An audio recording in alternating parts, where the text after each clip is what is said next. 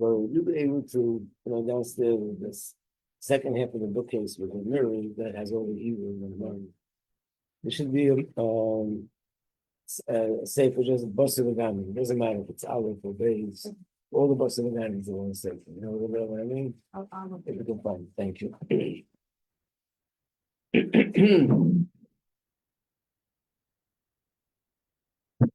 Okay, so once again, thanks everybody for last night. We're moving slow and steady.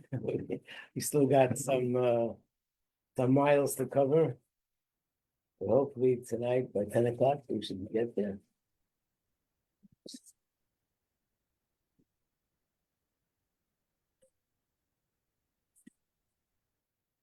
Okay, so we are on page, again, we're in the Mamar Tetzaveh. This Mamar that Rebbe gave us, and this Mamar is here in the Sefer, which is called Lessons in Maimorim, and we're on page 367. We're finishing this period, 367. So what he explained before was that there are two reasons or sources for the Emunah. One is because the neshama sees godliness, and the other is because the neshama is one with Hashem. Even though both are very strong and very powerful, and both bring the absolute certainty in Hashem, but if the Emunah is because the neshama sees Hashem, which means because the neshama experiences something outside of itself, so therefore it's not absolutely one. And under extreme stressful circumstances, it might disconnect. But if the Emunah comes from the fact that the neshama is one with Hashem, that's inseparable. Like, I cannot separate myself from myself. So therefore, that's an Emunah which is absolutely unconditional. And Rebbe explains, therefore, there are many different things where we need Emunah for, that can come from the low level. But the kind of Emunah that's going to bring a person to have Mesiras Nefesh, which is the biggest test that could possibly be, give up his life, Al Kiddush Hashem, that's the kind of thing that is only possible because of the neshama, because of the higher level of Emunah. And therefore, the Rebbe concludes the following, that in Moshe Rabbeinu's generation, they didn't need that. They weren't being challenged to give up their life. So therefore, he brought down the Emunah, made it pneumius, in the sense that they understood Hashem in a very deep internal level, das. I just wanted to add another thing about das, another way where you can see practically what does das mean. You said yesterday that das means the part of the brain that makes me feel and be connected to what I'm understanding, right? So it's in Chassidus that always explained that if you're going to meditate on this and this about Hashem, you'll have love for Hashem. You meditate on that, you'll have fear of Hashem. Why is it that if I walk by a bakery and I look through the window and I see a lot of interesting, wonderful, mouth-watering things on the shelves, or any other restaurant where you see a lot of delicious food, does the person have to meditate and say, being that there is chocolate dripping on the right side, there's chocolate dripping on the left side, and they put in these spices, this must be tasting very good. You meditate on that, and after meditating, then you're drawn to it. It doesn't work like that. You don't need that. What happens? You see something which begashmias is very, very tasty. Naturally, you're drawn to it. Why is that when we talk about Hashem, you have to meditate, meditate, meditate, and then you get the feeling? How would you explain it in a simple way? This is not physical. What? We're physical and he's not. So therefore? So it takes like a bigger jump for physical thing have emotion or something. Right. In other words, because Hashem is not physical, he's distant from us.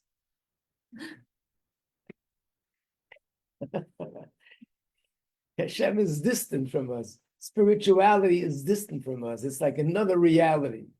It's not this reality. And therefore, because it's distant from us, good morning, because Hashem is distant from us, it doesn't touch me to get automatically motivated. I have to make that connection. Gashmi is naturally connected. So if I walk by a place and I see something which is pleasurable to me, immediately I react. If I see an opportunity where I can pick up $100,000 and it's going to be my money, I get excited. I don't have to meditate to get excited because my connection to money and everything that comes along with it is already there. We're connected. So das is the connector. That's the function of das. Das is make the connection that it becomes pneumius. And who does that? That's Moshe Rabbeinu. That because he makes us connected to, thank you very much. Yeah. Yeah, that's it. He makes us connected to that level of Hashem. So this is an explanation to the Gemara. The Gemara says Rabbi Yechim and Zakkai lived to 120. He was the biggest tzaddik in his generation. His students were standing around his bed, and he said to him, Rabbi, give us a bracha. Imagine, this is Rabbi Yechim and Zakkai. His students were the greatest tzaddikim of that generation. They're asking for a bracha. So he gives them a bracha. What's the bracha? You should have fear of Hashem, just like you're afraid of people. And they said, what? Like, that's what you're giving us a bracha? Our fear of Hashem should be much greater than the greater people. They said, no, I'll tell you why I gave you this bracha. Because we see that when a person does something, he first makes sure that nobody's watching him. Which means if somebody's watching him, he wouldn't do it. But we don't have that feeling about Hashem. So I want to explain those words on a very simple level. If you ask a frum Jew, any frum Jew, do you believe Hashem is watching you? His answer is going to be yes. Do you believe that if a person would be watching you, there's certain things you wouldn't do? You wouldn't have a temper tantrum or get all angry or scream or shout like you sometimes do because you get upset. Good morning. So the answer is the person will say, no, if a person was watching me, I probably wouldn't act like that. So if you believe that Hashem is watching you, and you know that these are things you would never do if a person would watch you, how does it make sense? If a person would watch you, you wouldn't do this. And if Hashem is watching you, you don't care to do it. How do you explain it? Think of it in a Gashmizik way. If I'd be in 770 and I see the Rebbe is looking at me, I would never do certain things that I would do otherwise. Because I respect the Rebbe, I have awe for the Rebbe, and he's looking at me, I wouldn't do it. So if Hashem is watching, of course you wouldn't do it. And then to say, no, you don't believe Hashem, it's not true. I could swear that I believe that Hashem is watching me. So what's the problem? What's missing here? So the answer is das. Hashem is watching me. I believe it, but it's a different reality. When I see physical eyes looking at me, that's the same reality as me. And therefore it connects to me.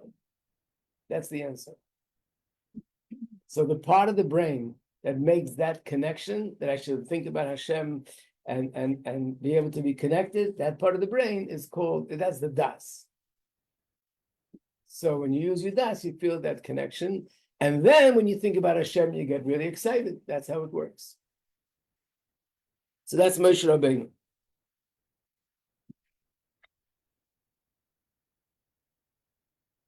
So it comes out that even though Moshe Rabbeinu is the source of everything, but nevertheless, in his generation, he only revealed a lower level of Emunah, because it wasn't necessary to go more than that.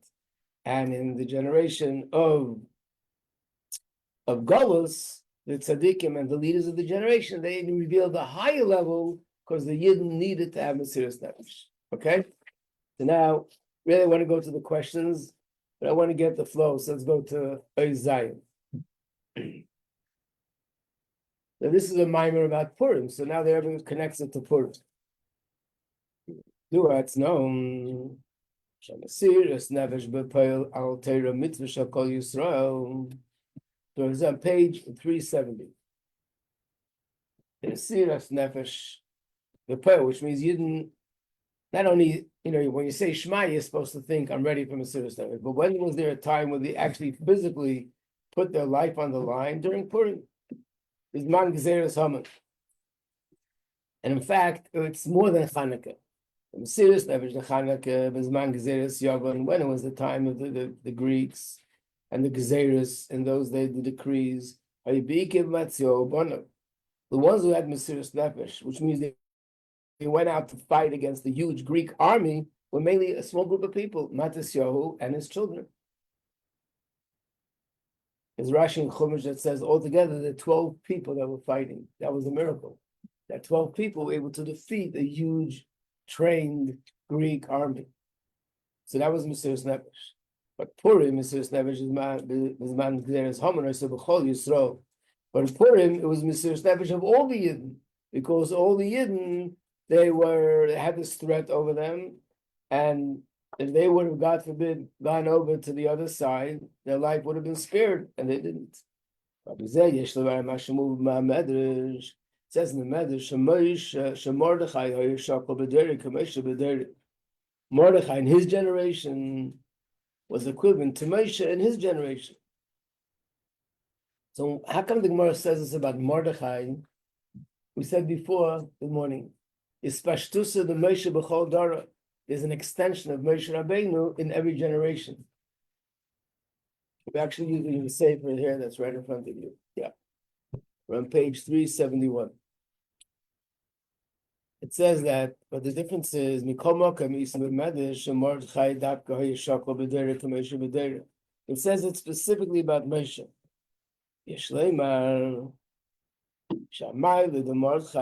What's unique about Mordechai?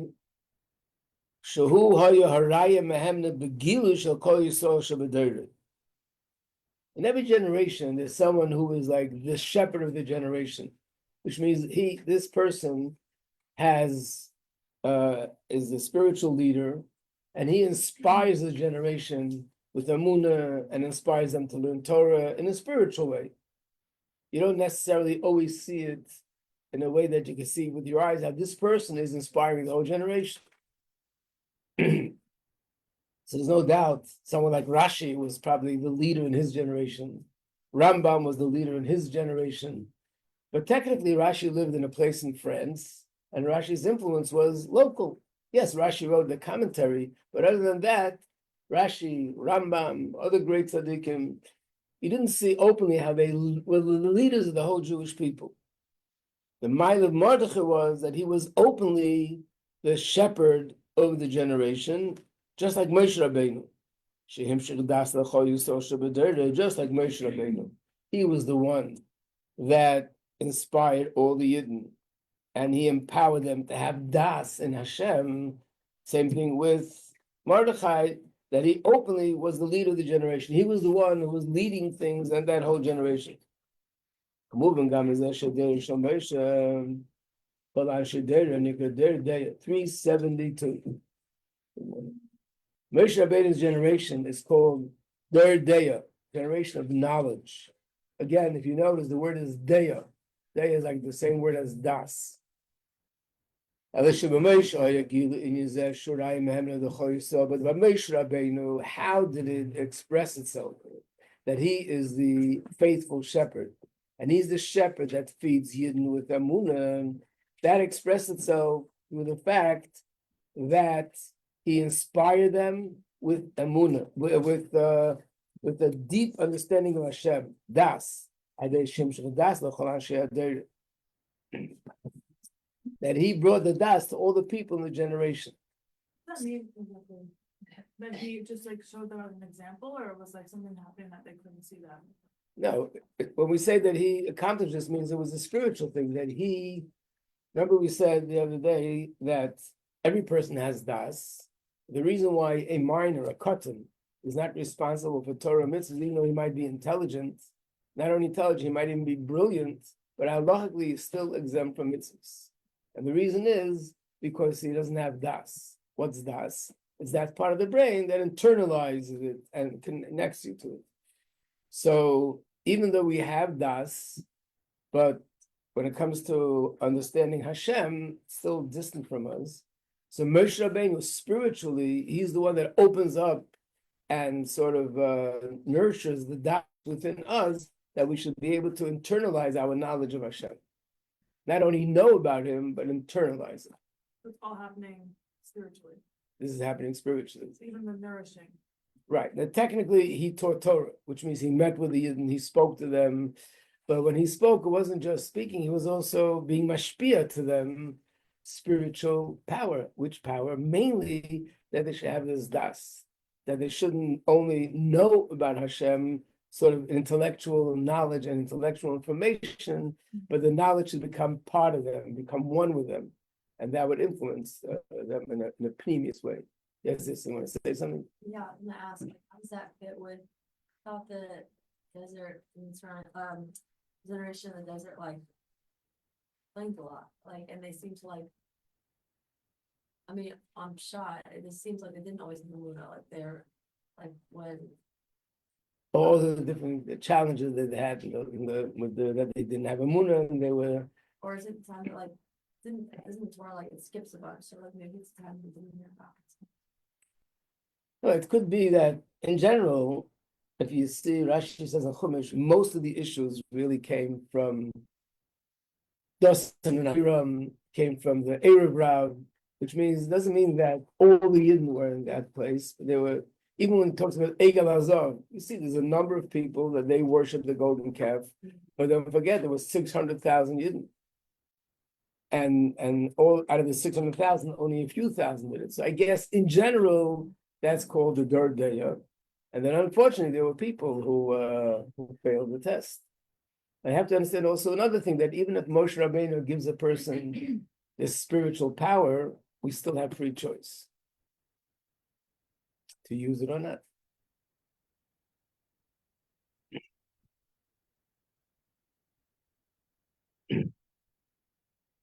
So this is the Rebbe quoting from the previous Rebbe's Mamar, that Mordechai was openly the Raya Mehemna. He's the one who fed them with Emunah, which means he internalized their Emunah.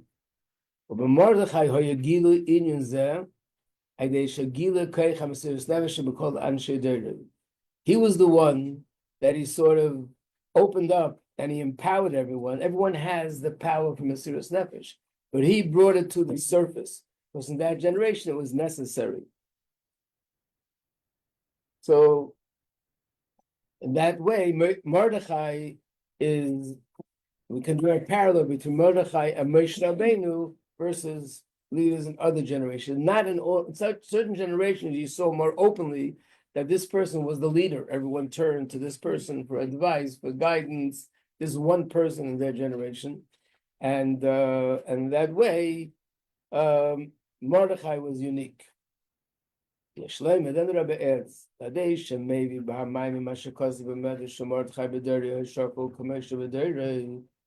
Frierdiker Rebbe writes that Mordechai in his generation was like Moshe in the sense that he was openly the one that was inspiring the generation. In an indirect way, the previous Rebbe sort of ruled about himself. So this is an interesting thing, something which the Rebbe mentioned many times. And that is, you can see it here in the notes, but let me explain it. That is a Pirush, a commentary from the Baal Shem Tov, where it says in Pirkei Avos, first of all, it says in a number of places that a person should always remember one day you'll have to give an accounting before Hashem. But the words that I use is din v'cheshbon. Remember, there'll come a time we have to give judgment and an accounting. The Baal Shem Tov asks, what comes first? First, the heavenly court makes an accounting and then they give a judgment? Or first they give a judgment and then they make an accounting of the positive and the negative? Of course, first you make an accounting of the positive and the negative, put it on the scale, and based on that, they give a judgment. So why is it that the order is reversed. Din v'cheshbon, first a judgment, then accounting. So Baal Shem Tov answered this with another Mishnah. There's a Mishnah that says that Hashem sort of judges people with their knowledge or without their knowledge. Again, the Baal Shem Tov asks, what does that mean without their knowledge? And he says the following. It's a very powerful message in the positive and a very powerful message in the negative. The Chatchila, it's about the negative. But from that we learn that also applies to the positive. And that is that Hashem would not punish a person unless they themselves give a ruling that they deserve this punishment. Now, which person is going to give such a ruling? So something happened. By the way, let's always remember, we have to always remind ourselves that with Torah, there is no punishment the way we know punishment. It's not Hashem punishing me, taking revenge. Even punishment is actually a process of healing. It's a process of repairing, a process of cleansing. But nevertheless, it's still a painful process. Hashem wouldn't do that unless I myself sort of agree that I deserve it. Which this person would do that. So it says when the time comes that that's necessary, what Hashem does, he sets up that I should notice someone doing something similar to what I did. And imagine you say, you saw what this person did? They deserve such and such and such. So Hashem says, aha, now that you gave the ruling that a person deserves such and such, without realizing it, but once you gave that ruling, okay, so the ruling applies to you. So in a sense, I gave the ruling on myself. And therefore we should be extremely cautious and careful not to judge other people, and definitely not to say, God forbid, they deserve this or deserve that. Besides the fact that it's inappropriate, but what you're really doing indirectly is you're giving a ruling and a judgment on yourself. That's what the Mishnah means. Hashem will punish a person with their knowledge or without their knowledge. They don't realize that they're doing it. And this is the answer to a judgment and accounting. That actually first comes the judgment. First, I judge another person. Then Hashem makes the accounting, which means he draws the parallel. Aha, you said that this person deserves this judgment for doing A, B, and C. And you just did A, B, and C yourself. So in a sense, you gave a judgment on yourself that you deserve this and this. Of course, is a principle in Gemara that the positive is always much more powerful than the negative. So if this applies in the negative, it surely applies in the positive. Someone does something nice, and I also express myself about how beautiful it is and how wonderful it is and how much they deserve to be rewarded for what they did. Then Hashem says, you made that judgment on that person, and that judgment will now also bounce back on you. So the Rebbe applies this to many different things. And one of the things are that we find that very often, let's say one of the Rebbes, the Tzemach Tzedek or the Rebbe Marash or the previous Rebbe says something about a different tzaddik, that they had the ability to do this, or this is something which describes their level of learning or davening. So even though they're not talking about themselves, they're talking about a different tzaddik, but indirectly they're letting us know how what they ruled about that person really applies to themselves. Because the tzaddikim, each one sort of fills the place of their predecessor and therefore has the same qualities. And here too, I was saying that with the previous Rebbe, he was in Russia. We saw this openly, that it was a time of oppression and persecution. And it was a time that most people who were in a position of influence got arrested, got sent off to Siberia, and therefore people went into hiding. People backed out from sort of leadership position because it was a matter of life and death. And by the way, this is not one of the things that you have to give up your life for to teach a class of Torah. But nevertheless, the Frierdiker Rebbe was the one who openly inspired all the people in Russia. There were a lot of details of how during that time there was a network of a few hundred underground yeshivas and underground mikvahs and underground kashrus. Everything had to be underground. and he inspired people to do it. A lot of people, unfortunately, did get arrested, and people did unfortunately, lose their lives, but it was all inspired. So it means in that generation, you saw more openly how this source of inspiration, the source of Emunah to stand up with Mesiras Nefesh came from the Frierdiker Rebbe, which means that he was a Raya Mehemna.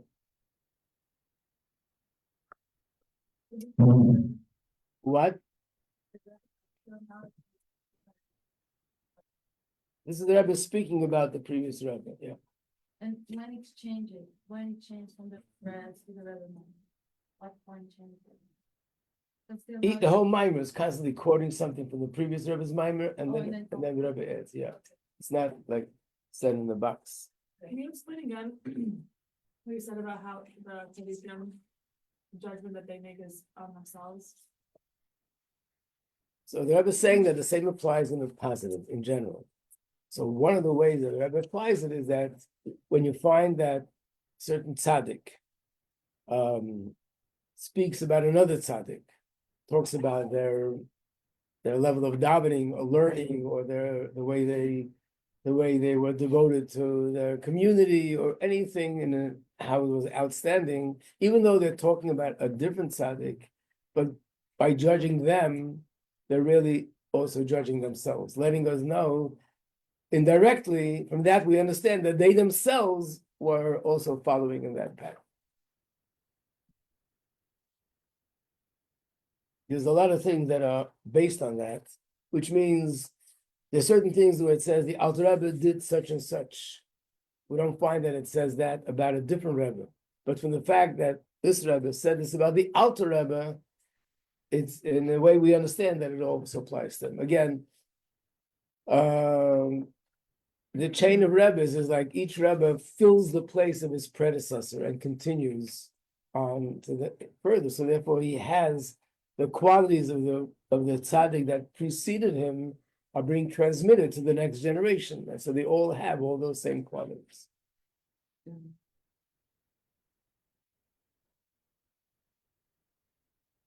Okay, so now we're going back to the pasuk.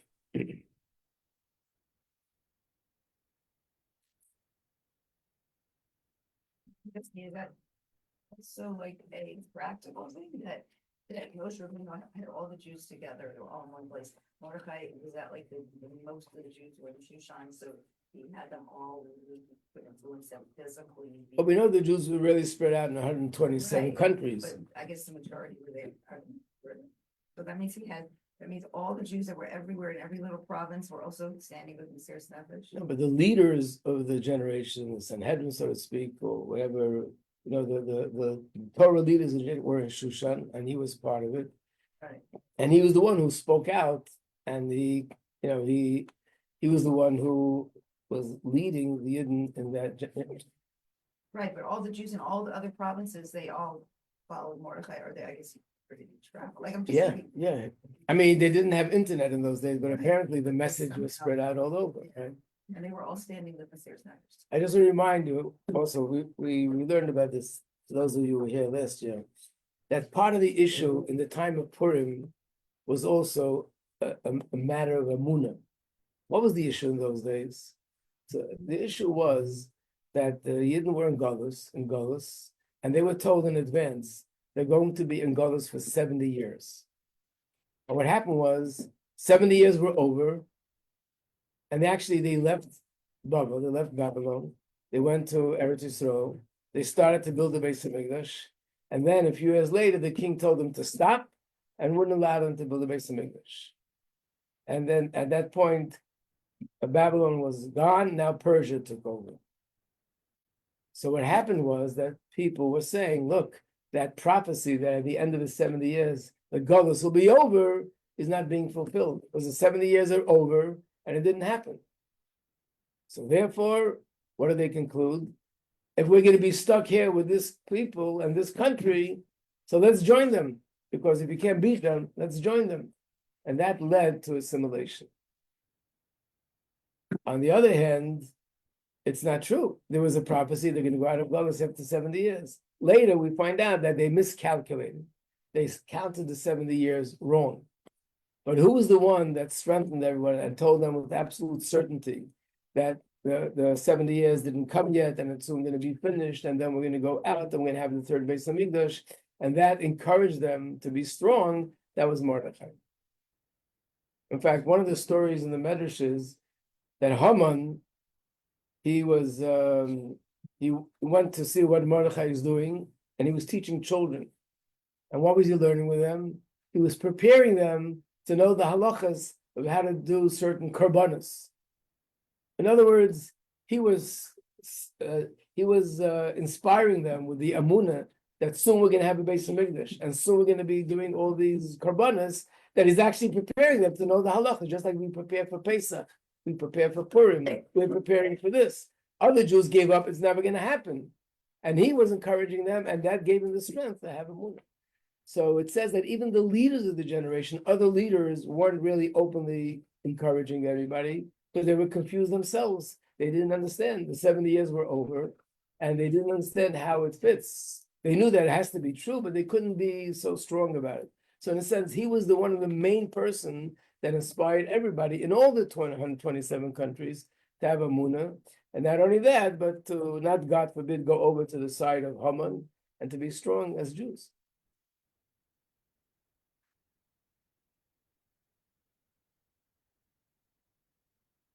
Because we'll see that if the Jews of those days would have gone over and become sort of converted to the Persian religion or whatever, they would have been spared.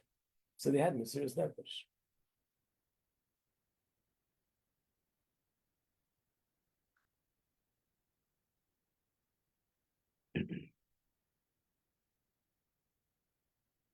There's one piece here.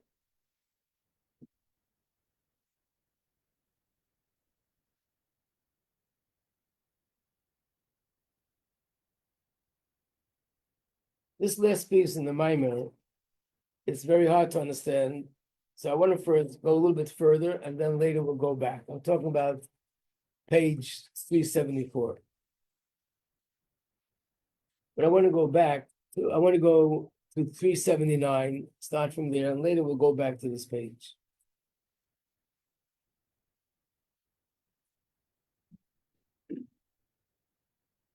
Behine.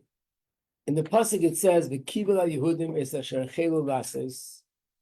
The Yidden, it says, the Yidden accepted upon themselves what they have already begun. What does that mean? It means after Vazman's Achrei Anes Purim, there was a miracle. First, they were weak in their commitment to Yiddishkeit, and they had assimilated. But then they saw this big miracle of Purim, and then they re-accepted upon themselves, rededicated themselves to Torah. Yeshleima, the Masha, Kosaba, Maimer, the period of Kibel Yehudim as a Shechel Ases, Ushme Machashverish, Kibel Masha Chelu Matan Torah, Gam the Pashas Akosab. In the Maimer it says that the Kibel Yehudim, that they re-accepted and recommitted themselves to Torah. When was that? That was not after the miracle, but before the miracle. While there was this crisis, that whole year that they had to wait to see what's going to happen with Haman, they did tshuva and they became reconnected to Hashem. The other interpretation is, which is seemingly the simple interpretation, is no, it was la'achrei hanes, after there was a miracle, and they were so inspired that they recommitted themselves and rededicated themselves. So the Rebbe is explaining now there are actually two phases. There was one phase where they accepted Hashem in a more dedicated way, recommitted themselves during the crisis. And there's another level where they recommitted themselves after they saw the miracle. How do we explain that? Based on this, page 380. The fact that in the days of Achashverosh, which means in the time of the crisis, in the time of the decree, the fact that they rededicated themselves to the Torah, that has two aspects to it. One is Hakabbalah Shoysa Bizman Akzera, the rededication and the acceptance in the time of the decree, and that's because they had Mesirus Nefesh. And the second thing is, HaKabbalah shows and as the Purim, they also rededicated themselves to Torah and reaccepted the Torah. In fact, that's even higher, and that happened after the miracle took place. So this needs to be explained, because he said in the Mamar before, remember it said in the Mamar, explain the words kosis lamor, which means you have to crush the olives, and that will give light.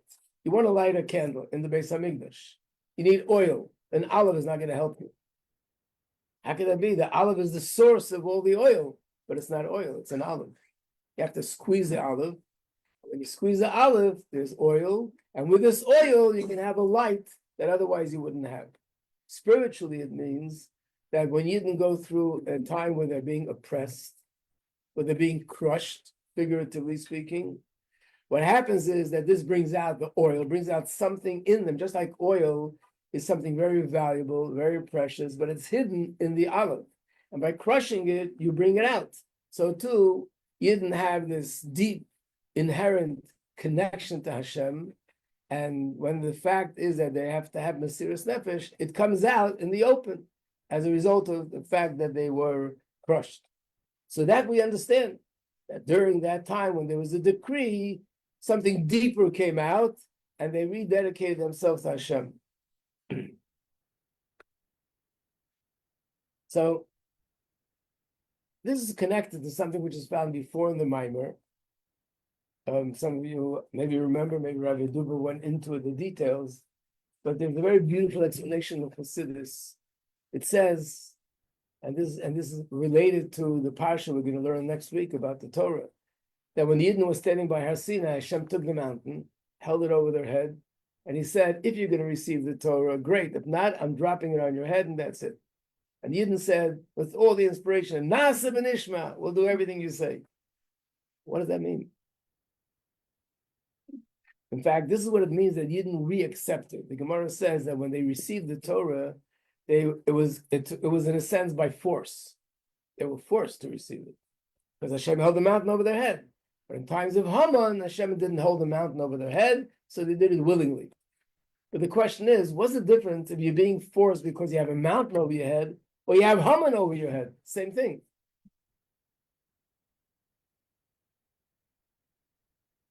Anyone remember what the answer was? I hope you don't, so I can explain it again. Talked about, how in the time of Haman, the Jews struggled, it wasn't, but we didn't talk about that, it was like Haman over their head. Yeah, so now I'll explain it. On the surface, it seems very strange. What do you mean Hashem holds a mountain over their head, and he's scared, and he's threatening them, and then they accept it?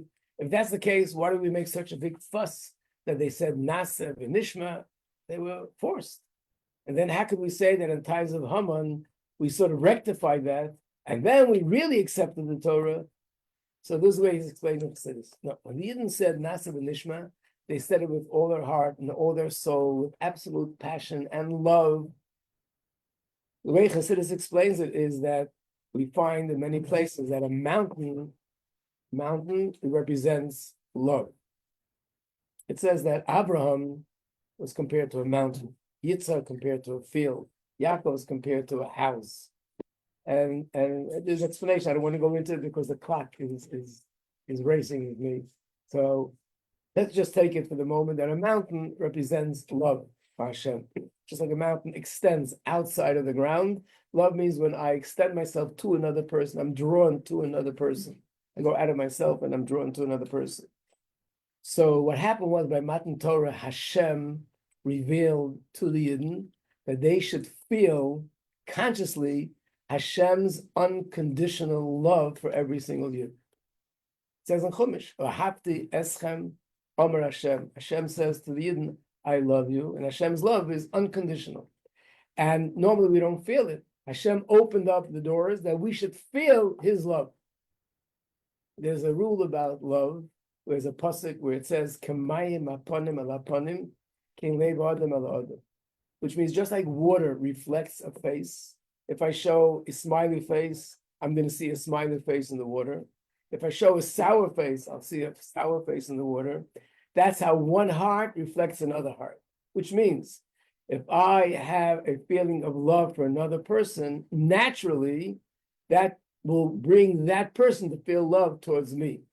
Yeah, they can fight it, they can try to dismiss it, but the natural reflex is that if I have love for another person, and especially if I show them and express them that love, it makes them feel love for me. And therefore, if Hashem revealed his love to the Yidden, it wasn't just an ordinary love, it's Hashem's love, which means it's infinite, it's unconditional.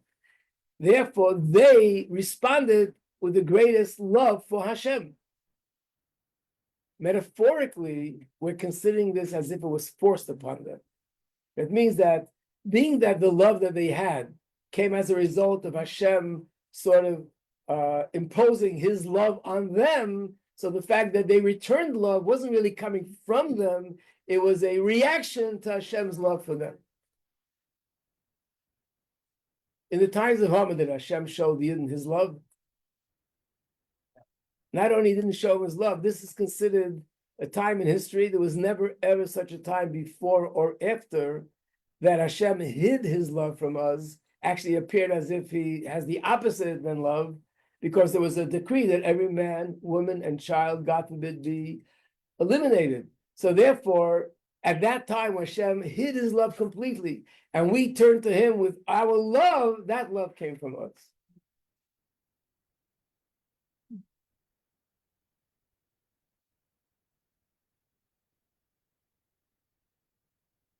So this is the advantage of the time of Mesiras Nefesh. Even though you would think at such a time, maybe we would turn away.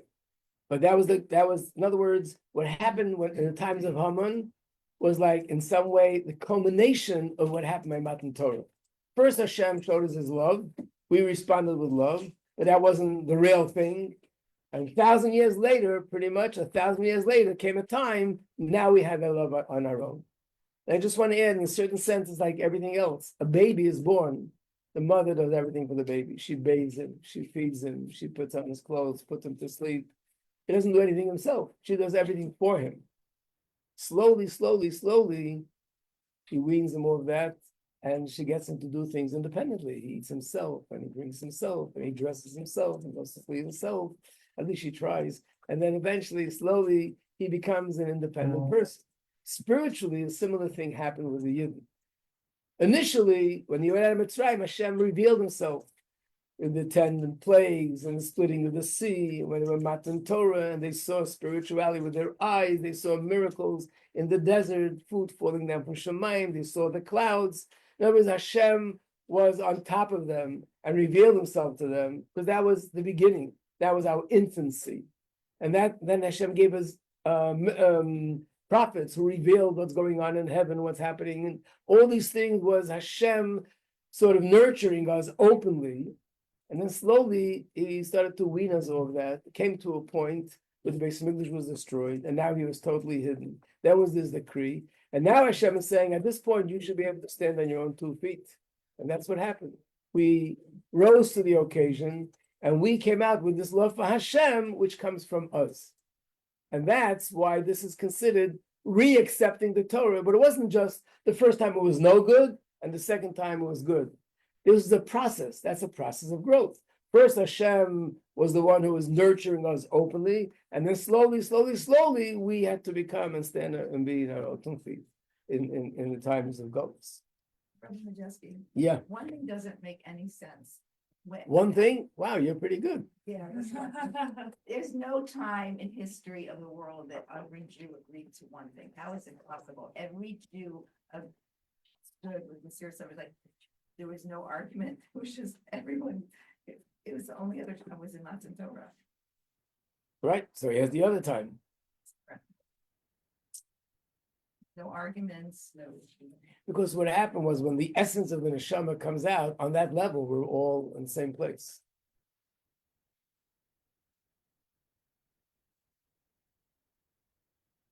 Okay, we'll stop here. Take a 2-minute break, and then we'll do the class in Mashiach Geula. In those 2 minutes, In those 2 minutes, yeah. how do we record this video now? What? Can we record the video now? Good morning, Rabbi Majeski. What am I supposed to do? You're supposed to just guess whose voice it is. We can show you an example. Well, yeah. Okay. We don't have to do it during this break. I just feel like we have a break, so. Oh, yeah. Might take longer than 2 minutes. Yeah, So maybe. we can do it a little bit later today. Okay, fine. Break time. Yeah, let's show them what the.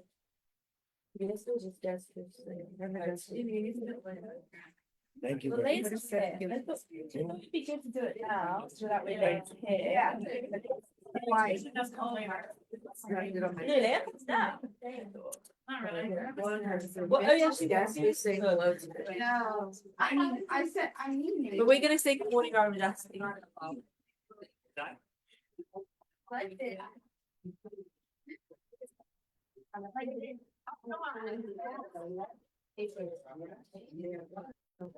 Yeah, no problem.